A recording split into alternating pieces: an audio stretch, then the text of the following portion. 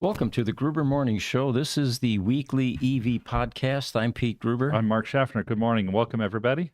And we've got news for you today from Motor Trend magazine. This was an interesting headline, and I'm going to read you the first portion of this. It says, no matter how you slice it, present it, or asterisk the claim, Tesla and Elon Musk's big brag doesn't hold up. What they're talking about is the Cybertruck pull with the Porsche. They say there's no scenario where the Tesla Cybertruck beast pulls a fully functional Porsche 911 Carrera T across a quarter mile before the Porsche 911 Carrera T gets to the finish line. That video was the most startling and absolutely the one that went on social media the most. Yeah. So now to hear it being debunked and disclaimed by an independent third party is that's going to be kind of newsworthy as well.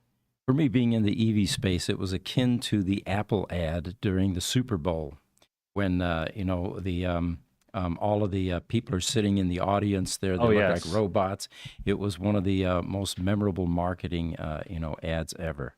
Yes. But yeah, so they continue. They say even if Tesla had originally disclosed it only staged an 8th mile race, remember in the world of drag racing, you've got quarter mile, you got 8th mile. Mm-hmm. So something that has a lot more torque than another car would probably prevail in an 8th mile race until the other car spools up the RPMs and gets into the the higher horsepower ranges. But it said even if Tesla had originally disclosed it only staged an 8th mile race, the video seen by customers, fans, and curious observers is highly misleading. Like Tesla, we recorded runs with the Cybertruck ahead of the 911 at the 8th mile, but that's not enough for us to say that the Tesla 911 train is quicker than the Porsche. Based on the best performance of both vehicles, the 911 is a quicker car unless your race ends after 7 feet.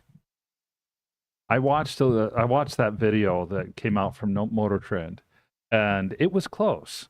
Mm-hmm. But instead of the Cybertruck being pulled ahead by a half a car length or more, it was consistently, it seemed like the Porsche that was ahead by anywhere from a quarter car length to a full car length.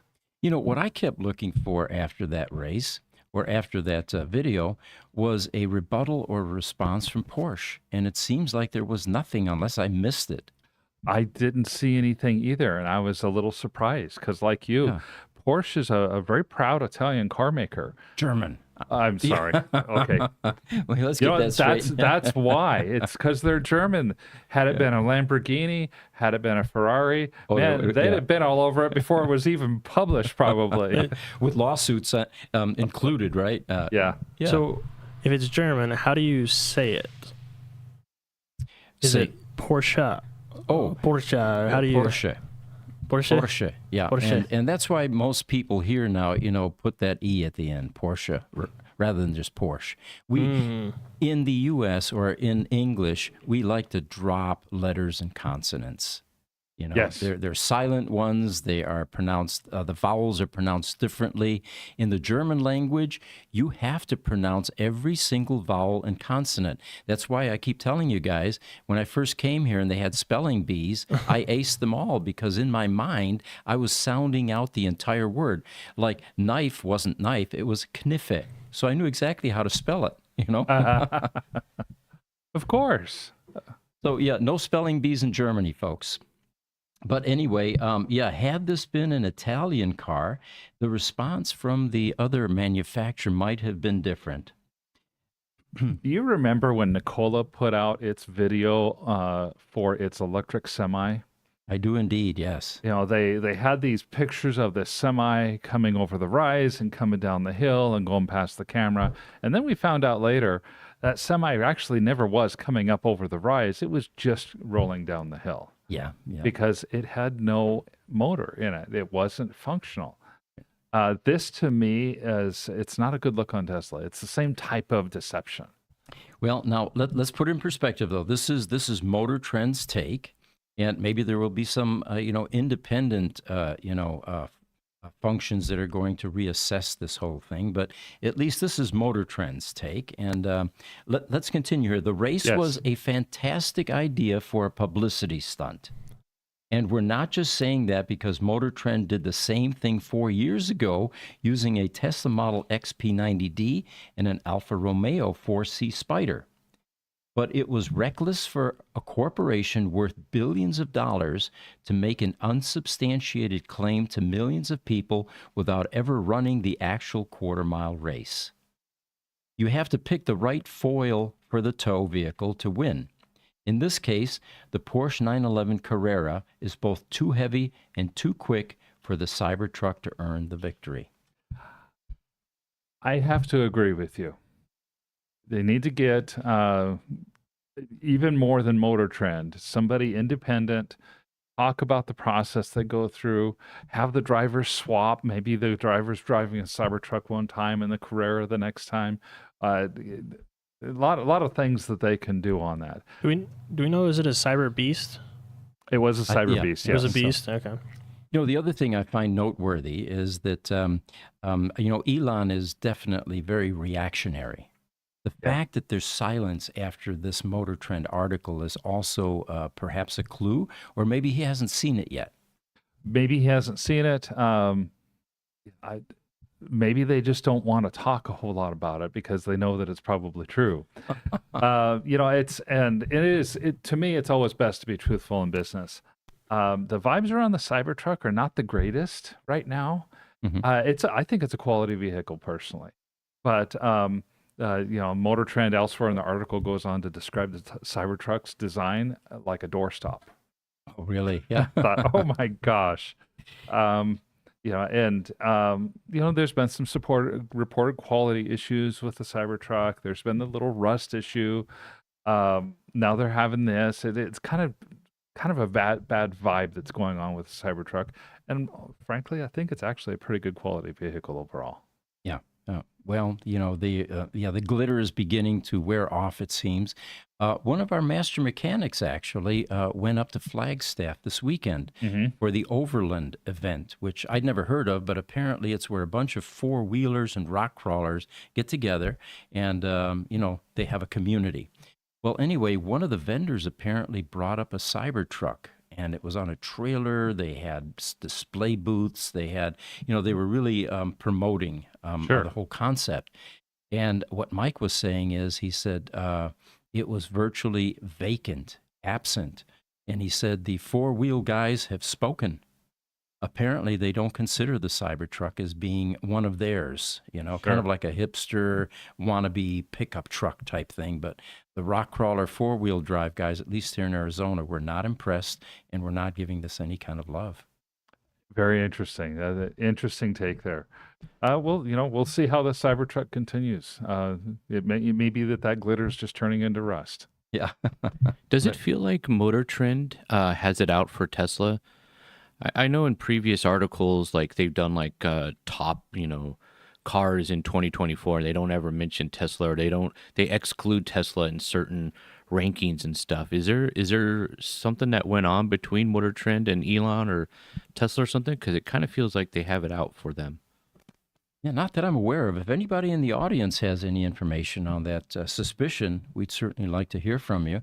And it also needs to be said that the media and the periodicals, this is the kind of thing they thrive on, is controversial topics like this. Oh, absolutely. And we've seen it ourselves. There are certain individuals within the magazine world and within these publishing empires or world that don't like particular automotive companies, or do like automotive companies in particular, and that little bit of a slant does come out in their writing. There's definitely a bias. Yeah. All right, got another headline here. These are the world's fastest electric cars. And Jesse, if we can bring up a car named Aspark Owl. This is one I'd never heard of. But he's going to bring up the image here in a second. The article starts something like this. You might not have heard about the Aspark Owl, but it is one of the fastest electric cars in the world. Now, this is all electric cars. We're going to show you the next four. When it came out in 2020, the Japanese automaker claimed it was the fastest accelerating car in the world, and they provided it by breaking several Guinness Book World Records. Oh, they proved it. There we go. Only 2 cars have beaten the record, while one is a race car, a McCarthy Spearling, and the other requires some special tuning, the Dodge Challenger Demon 170. There you go. Yeah, A wow. good U.S.-American car. But these were not production cars, so at this point, it still remains the fastest car, according to Guinness Book of World Records. They say it is safe to say that the Aspark Owl is the fastest production car, reaching 0 to 60 speed in 1.72 seconds. And they say electric cars still have to catch up to the top speed of their petrol-powered counterparts, but the Aspark Owl still has an impressive top speed of 257 miles per hour. You know, that's almost tire shredding inertia and centrifugal forces. So that that's is so pretty fast. impressive. Yeah, like you, I haven't heard of the Aspark Owl before. Man, 1,985 horsepower. And it has a monocoque frame. And I know I'm mispronouncing it, but it's I can't help you there, but let's go with monocoque frame. We'll go with monocoque. Yeah. It's the monocoque I know from bicycle technology, because I like to ride bicycles. Monocoque makes basically it's a one-piece frame. Mm-hmm. So the entire frame of the car has been built as a single piece. Interesting. Where'd you get the horsepower? I didn't get that in the article here. I was able to look it up. I did some extra looking and found, because I had not heard of the Owl before, I wanted to find out some more specs about it. Very fast car. Beautiful car. Yeah. What was the horsepower? Because I think we're going into horsepower on the next 1,985 horses. 1985. Wow. Okay. All right. Four motors on that car. Okay. The next one they list is the Rimac Navara. And we've got an image for that as well, Jesse. We can bring that up. They say that the Rimac Navara stands toe-to-toe with the Aspark Owl as the fastest electric car in the world. However, the electric supercar has a slightly higher top speed of 258 miles an hour. The Navara features 4 electric motors producing 1914 horsepower. You had 1985, right? Right, 1985 in the Owl. Which allows a 0 to 60 speed of 1.74 seconds versus the 1.72 for the Aspark Owl. They're right there neck and neck. Oh, they are. I really wish. I remember we showed a couple months back the Rimac Navara going in reverse. It's the fastest car in the world in reverse. It goes 176 miles an hour in reverse. I wonder how fast the Owl can go in reverse. That would be interesting, yeah. They talk about the Rimac also having an enormous 120 kWh battery and a range of 489 kilometers. Now, you're the math wizard. What is that in miles, roughly? 489? 489 is going to be probably roughly 300 miles. 300 miles of range. Not bad. Okay. It's pretty good. And the Owl only had a 62 kilowatt battery. Okay. So it was definitely a little bit smaller. Now, stay with us because in the podcast later on, we're going to talk about an interesting thing about the Rimac Navara and some comments made by the CEO of the company. Yes, looking forward to getting into that. Yep. The next one they list. Oh, let's get some questions out of the way here. On YouTube, ZDME about Motor Trend says, Motor Trend, do they have any advertising from Porsche? Good question. Yeah. Very good question. And then on TikTok, Matthew Rogalski. Gruber Modas. Okay. Thanks for joining us today. Yep, appreciate you guys. The third one they list is the Pininfarina Battista. Got a picture for that one as well. And the heading here says the Pininfarina Battista is a true electric hypercar reaching 0 to 60 in 1.79 seconds. Remember, we're at 1.72, 1.74. This one's at 1.79. So they're neck to neck here. But speed is not all that matters in a vehicle, as the Battista is a very stylish, modern supercar. Looking at the front of this, it kind of looks like the Lucid front light. Just a little bit, yeah. I mean, what makes it stylish versus the others? Preference and opinion primarily. I think so. The Pininfarina, they say, has also teamed up with DC to make a Batman-inspired version of the Batista. That'd be cool. It would be, yeah.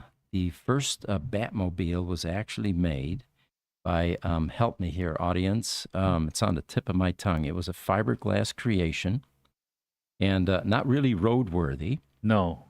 One of my friends was with the successful bidder here about 15, 20 years ago at a Barrett-Jackson auction where the original Batmobile got sold for over $2 million. Now, granted, the funds went to charity on this one, but it was, he probably spent too much on it. It wasn't even roadworthy. The brakes weren't very good. And Barris, that's it.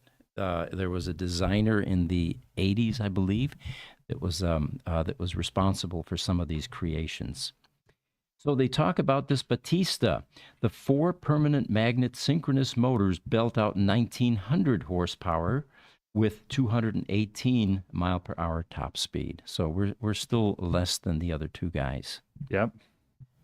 And then the final thing that they mention is the Tesla Roadster 2.0, which we're all still anxiously waiting for.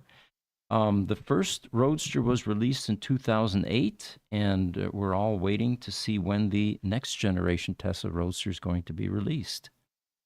Is there anything that you guys have heard in the news as to any new predictions now, any new commitments from Tesla as to when that's on its way? Nothing? No, I haven't heard Nope. any update. There's some rumors going around about a robo-taxi leak going on, but I haven't even heard confirmations on that.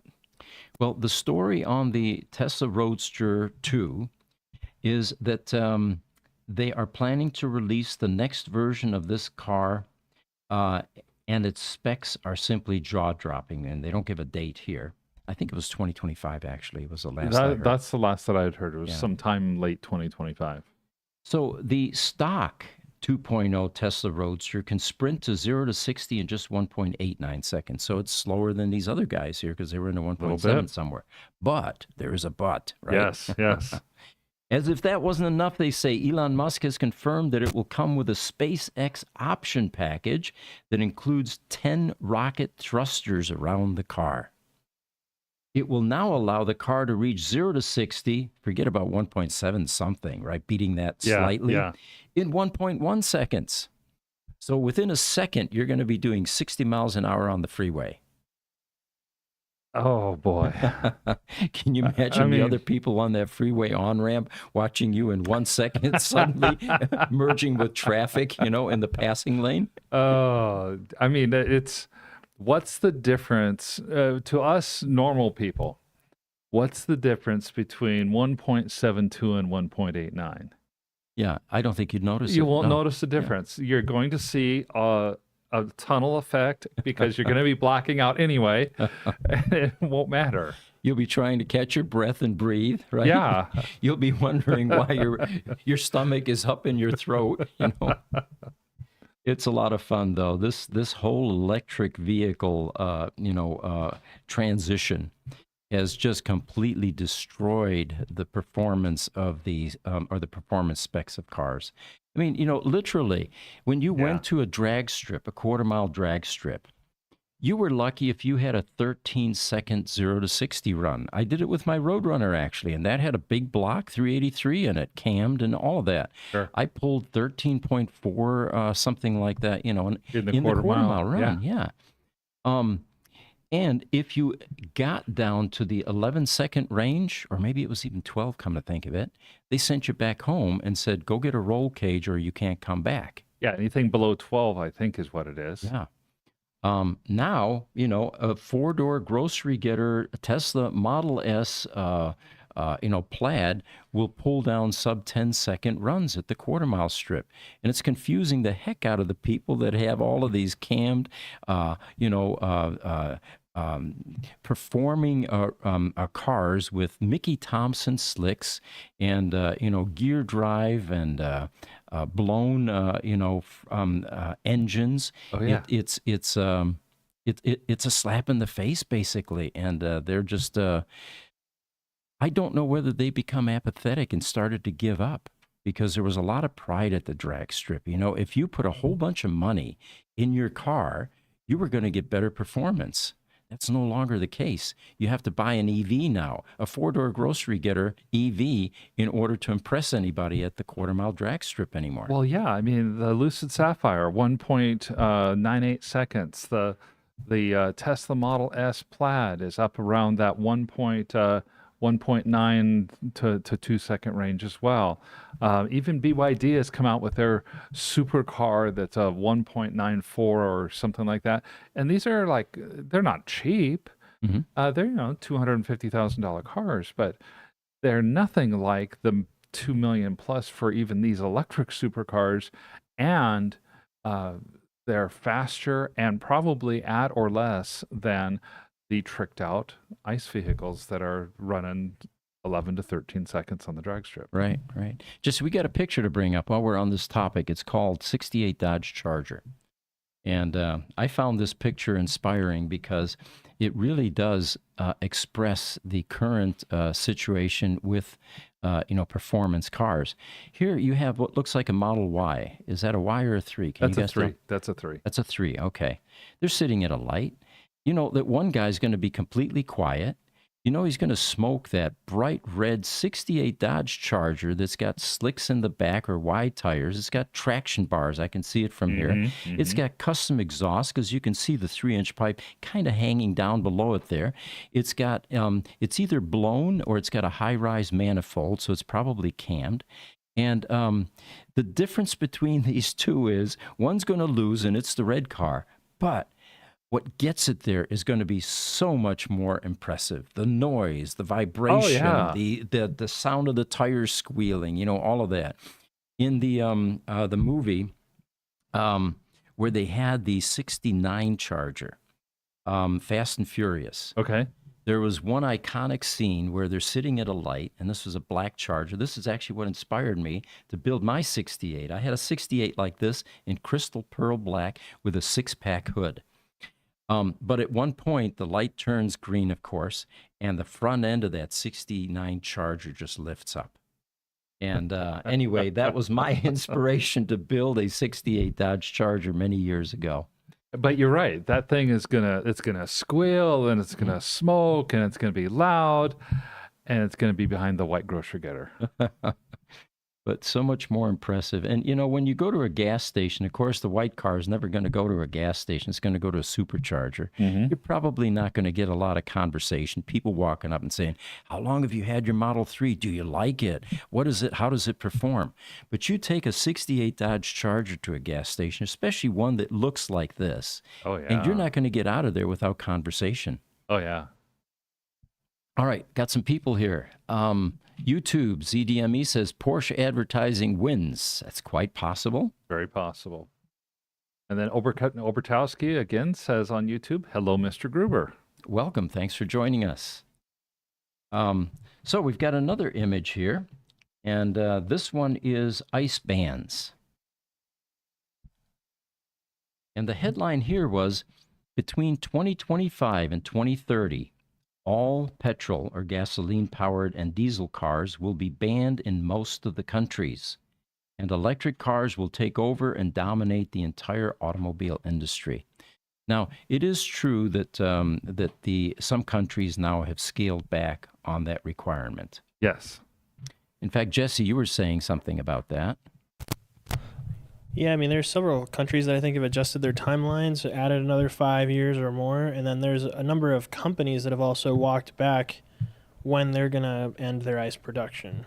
I don't want to say names because I don't want to misspeak, but I want to say some of the Japanese automakers are on there, as well as I think Ford has slowed down, but I can look more into that. I can tell you Ford, Chevy, and Dodge have all slowed down. The Ram Revolution was due to be out by the end of this year. It's not now. Ford has scaled back production of its Ford Lightning pickup truck. Chevrolet, the Chevrolet Silverado pickup, electric pickup, they are put that off by a year. Those are just a few. As much as the EV enthusiasts would love to think that this is going to happen, that ICE vehicles are going to be banned, it's not going to happen by 2030. Mm-hmm. They're just It's wishful thinking on their part. There simply is a lot more change that needs to take place than I think we have the stomach to be able to handle. And then I find there's this disturbing trend of going back to hybrid vehicles. Yeah. You know, I understand why a company like Ferrari would be hesitant to go full bore into electric vehicles because they just don't have the engineering talent or the capacity to create 100% EV. They're going to go through the same growing pains that GM did with the recalls on the battery, and Ford Fusion, and Ford with the F-150. But it's the wrong direction, folks. Here we are, trying to get rid of fossil fuel burners. And granted, a hybrid has a better, rating in terms of the emissions. You get more miles per gallon. It uses less fuel. But still, you have higher elevated maintenance costs. You have 2 drivetrains in that vehicle. And I encourage all of the auto manufacturers, be courageous. And go into EVs 100%. I have heard the hybrid craze is talked about. It's the worst of both worlds. You have the disadvantages of a gasoline-powered or an ICE-powered vehicle because you still have the oil changes and the fluid changes and so on and so forth. Tune-ups, yeah. Tune-ups, lots of complexity in the engineering. In fact, even more complexity because of 2 drivetrains. And you have the disadvantages of EV in that you may end up having a $6,000 battery replacement in your future. Right. And they're not as fast as a true battery EV would be because there's too much weight in the gasoline-powered portion of the car to make it actually go fast like an EV would be. Yeah. So it's... there are too many governments across the globe that are moving this direction, though. I don't think for me, it's not going to be 2030, but you go to 2040, that's a different story. I think if you add 10 years onto that, you're going to see most internal combustion engine vehicles will be phased out, and most companies will be producing either all EVs or mostly EVs. Another headline here. Tesla, congratulations to Fremont and Giga, Nevada for building their 3 millionth car. That's so cool. Jesse, you were saying that it was just, 2 million not that long ago.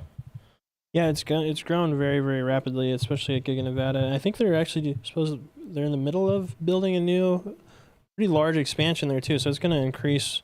They're going to be one of the biggest outside of Giga, Texas here pretty quick. Yeah, I actually did a little look up on this too. It was July of 22 that Fremont produced its 2 millionth car. So to be less than 2 years later going to 3 million, that means they're producing at a very high rate there. When they produced their 2 millionth car, incidentally, it was only a month later that company-wide Tesla produced its 3 millionth car. So Fremont's been the one that's been around for a while. That is the original... they as people like to call it, that's the OG. That is the original place. Teslas are omnipresent on the road, at least here in the state of Arizona, or Phoenix, for that matter. And I'm going to be in Europe tomorrow. Actually, we're flying out, and the last time I was in Germany, we didn't see any Teslas. We were hard pressed. It's going to be interesting to see how that changes. I'm going there for the Tesla takeover, by the way. For those of you that are interested in joining there, it's in Flachau, Austria, outside of Salzburg. And there will be 1,000 cars there, a lot of festivities, good music, good guest speakers and workshops, all of that. It'll be quite an event. But I hope to see more Teslas and more EVs in general this time in Europe. If you get a chance, take a picture of some of the BYD EVs that you see. Yeah, okay. Because BYD is they're a pretty significant seller of electric vehicles in Europe. And of course, they're banned here in the United States. Right. Well, yeah, banned. Tariffed. Yeah, tariffed anyway. to death, right? All right. YouTube, Obertowski says, see if there's any good evidence of climate change. The government can put any restrictions overnight. They can ban privately owned internal combustion. Musk is smart. He will also lobby to ban ICE vehicles. Will that be interesting? It will be interesting. It's businessmen are going to be competitive. We've seen this at the top levels. Mm-hmm. And while they will say, we want to win this fight on a fair field, they will also say, but if you're going to tilt the odds in my favor, I'll take that too. Mm-hmm. Absolutely, yes. All right. Oakland, California. Interesting. Made the news. A school district there is the first in the U.S. to transition to 100% electric school buses with vehicle-to-grid technology, V2G technology. And the Oakland Unified School District has now a fleet of 74 electric school buses with bidirectional charging. PG&E supplied 2.7 megawatts of load to Oakland's EV-ready facility. The fleet will be managed through Zoom's AI-enabled technology platform. By the way, Zoom is spelled with an umlaut, and that means it's pronounced Zoom in German. Oh, okay. Yeah, that's one of the ways that you can tweak the sound of a vowel in German only by putting two little dots above it. Otherwise, it's always said the same way. Well, it's so phonetically, English is the odd language out. Mhm. Most languages, German, I know French is this way, Spanish is this way. You typically have one phonetic sound for every vowel, Mhm. or one phonetic sound for every consonant. And so, in order to change the phonetic sound, you have to do things like carets or umlauts or something like that. Right. Yeah. So they say that Oakland now is becoming the first in the nation to have a 100% electric school bus fleet. It's a huge win for the Oakland community and the nation as a whole, they say. But what's interesting about this is the families of Oakland are disproportionately disadvantaged and affected by high rates of asthma and exposure to air pollution from diesel fuels. Did not know that. I did not know that. I know that Oakland is one of the poorer areas of Mhm. the San Francisco Bay area, and this is an interesting development. Cool for them. I had to do a little bit of research to find out more about Zoom, and how does this vehicle to grid stuff work? Because it says they can put 2.1 gigawatts of energy back onto the electric grid from the school buses. Isn't that amazing? Yeah. That's a lot of energy. And I'm thinking, okay, how are they doing that? Yeah, the key is the AI software. Really. The buses will pull electricity as needed based on the schedule that's fed into the software so that the buses always have energy to get the kids where they need to go. They will also pull energy to charge the buses during times of lower demand. Then when during times of high demand, the buses will provide energy to the grid to help even out the overall electric demand. And essentially you have a 2.1 gigawatt power substation sitting there in the middle of Oakland. So they're drawing when the cost is low and supplying when the cost is high. Exactly. Interesting. Exactly. Okay. When the cost and demand are highest. And we certainly hope that is the future because that will level out the grid and make it so much more efficient. It certainly will. Zoom's vision is to have more than 10,000 buses in depots across the nation and be able to provide something along the lines of 300 gigawatts of energy per year to the communities that those buses are in. So we found an interesting study. EV and plug-in hybrid battery replacements are rare, was the headline. They said just 1.5% of electric vehicles and plug-in hybrid vehicles have needed their batteries replaced since 2011, according to this new study. And it's part of the U.S. Department of Energy using data from a company called Recurrent. And we reported on this months ago, I think it was. We've reported on some of Recurrent stuff. That's right. It's a company that tracks battery life. And the data is compelling at this point. They say that that the battery is the most expensive part of an electric vehicle or I suppose a hybrid, and many potential EV buyers have cited fears about battery replacement costs as a reason to hold back. Well, a couple of things have happened. Batteries have grown more reliable in recent years, and the DOE explains the replacement rates due to failures are well under 1% for cars from the model years 2016 and later. So the trend is definitely declining at this point. It definitely is. If you remember a few months ago, the recurrent study that we touted, that we talked about, was supercharging. Mm-hmm. Whether or not supercharging was harmful to battery, or high voltage DC to DC charging in general, but not supercharging in particular. And the recurrent study came back emphatically and said, no, it's not. The battery safety systems are much more advanced than the potential harm to the battery that could take place from high voltage charging. This is the same type of thing. I loved when I saw this article come up on our list for this week, because just this last week I had 2 different conversations with 2 different people about this exact topic.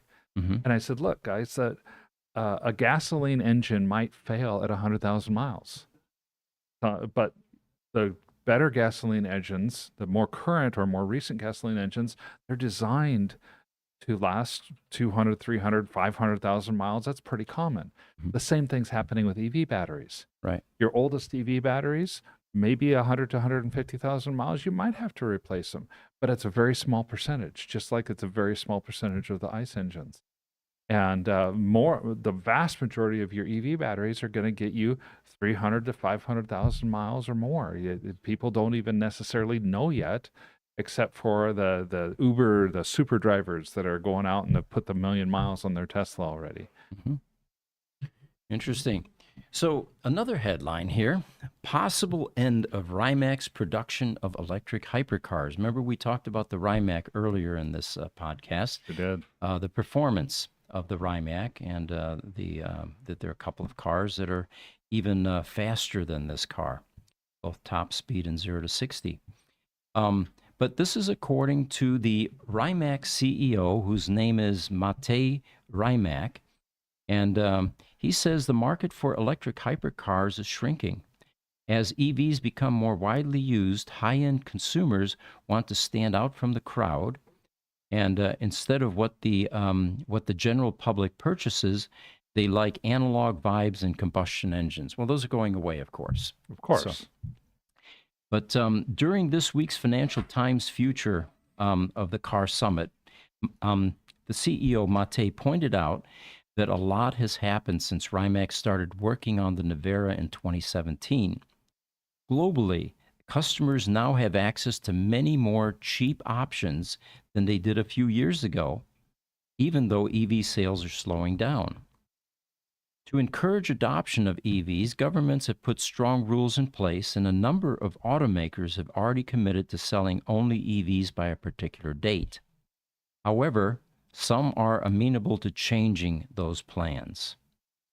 And Mate claims that people are a little bit repulsed by it, and that these forces are pushing stuff on us that we don't want, quote unquote, which is causing a fall in demand for high-end EVs and hurting his business. Now, he says you may still buy the Navara Hypercar.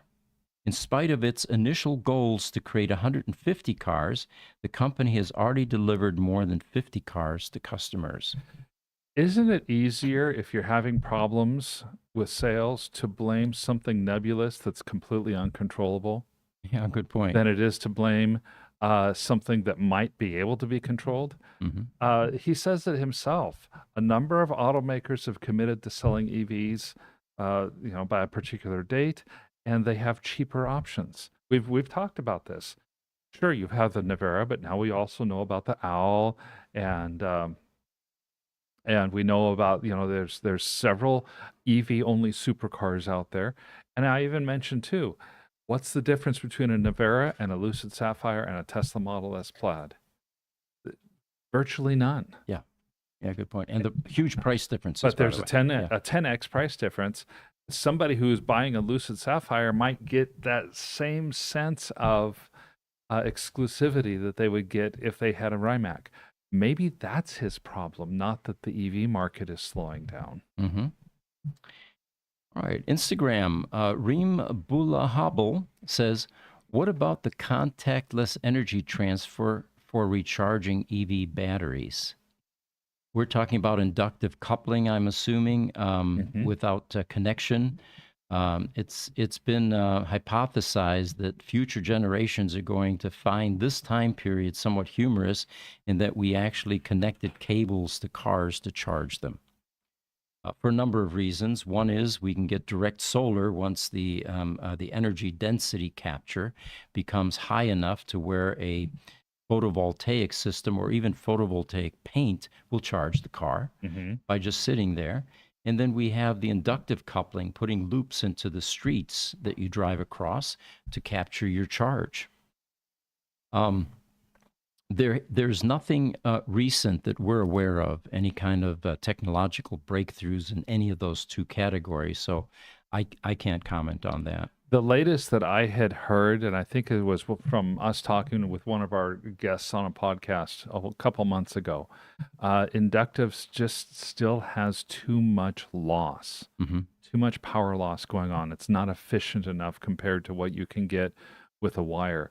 The fact that you might need to take 30 seconds to walk to the edge of your garage, pick up a plug, and then bring it back to your car and plug it in is not enough benefit to save that 30 seconds and over losing potentially 20 or 30% efficiency because you just pulled your car in. Right. The only advantage there would be is that you wouldn't have to stop in order to recharge. You could either get that from the sun or you could get it from the road that you're driving on, and it would be a continuous, source of power, basically. Yes. On Instagram, E46 Costa says there'd be too much heat. That's very possible too. Byproduct of inefficiencies, sure. And then, of course, we've got AI that will come into the picture. If it sees that road you're traveling on is smooth enough and you're not getting enough of a charge, it could actually affect the hydraulics in the car and lower the car so you get a closer proximity to the charging surface. Sure, absolutely. So here's an interesting one from Torque News. It looks like Lucid's CEO, Peter Rawlinson, is giving a bit of love to Tesla. Yeah, I know. Wow.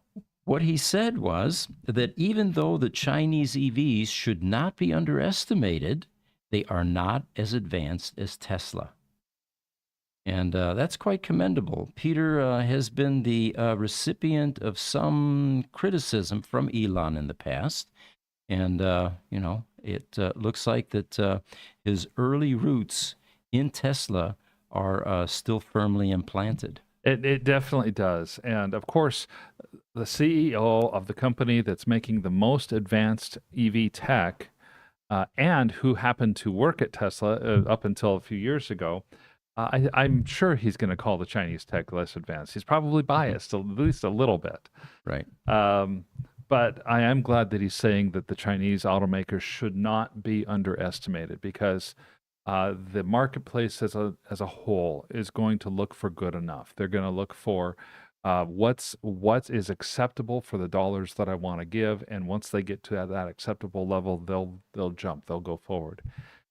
Peter and Lucid, they like to have the best. They've engineered a superior product. I hope they can end up translating it. So that the people think that Lucid's superior technology, the perfect tech, it becomes the good enough that they go for. Right. Good point. Teslarati, they created an article this last week, and it says the headline is Biden admin mulls penalties for Chinese EV makers moving to Mexico to dodge new tariffs. Of course, what this is about is with these extraordinarily high tariffs, which are basically going to block some ability for the Chinese auto manufacturers to do business in the United States. One workaround there is to relocate into a NAFTA zone. It is, and I both did some looking online and went to ChatGPT for research when I couldn't find any details on this.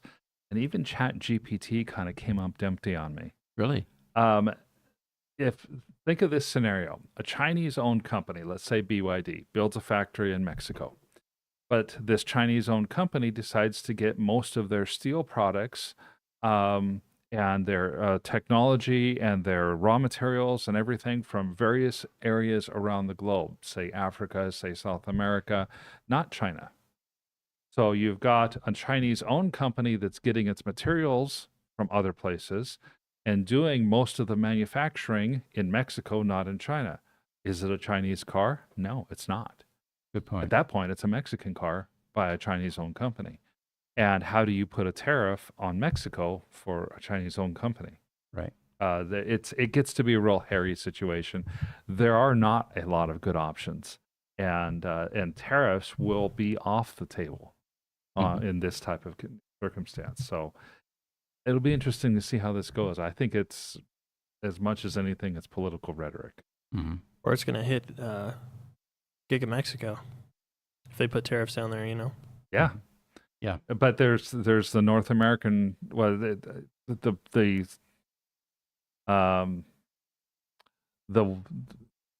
North American Free Trade Agreement's successor. I don't remember what it's called right now. Oh, there is a newer generation of that? There's a newer generation of that. President Trump negotiated that to get a little bit more favorable terms with Mexico and with Canada. Mm-hmm. So the successor to the NAFTA is already out there. Putting a tariff on a Mexican company or even on Tesla, that's kind of going to be out of the picture. Right. Okay. Well, looks like we've got a comment. YouTube Vietnamese Style is saying, salute to the Gruber family. Well, thank you very much for joining us. And all the rest of you that are joining us. We are going to wrap this podcast at this point in time. And at 11 o'clock, in about 13 minutes, we're going to start again with the Tesla Roadster podcast. So for those of you who are interested, it's the same YouTube channel. Just go to the Roadster podcast, and that's where we focus more on the first generation Teslas, the Tesla Roadster and all of its issues. And we've got a full agenda today regarding that. Again, for those of you interested, join us in Europe. It's this weekend. It's the Tesla Takeover, Flachau, Austria, and it should be a good time. I'm Pete Gruber. Mark Schaffner, take care. Have a wonderful day.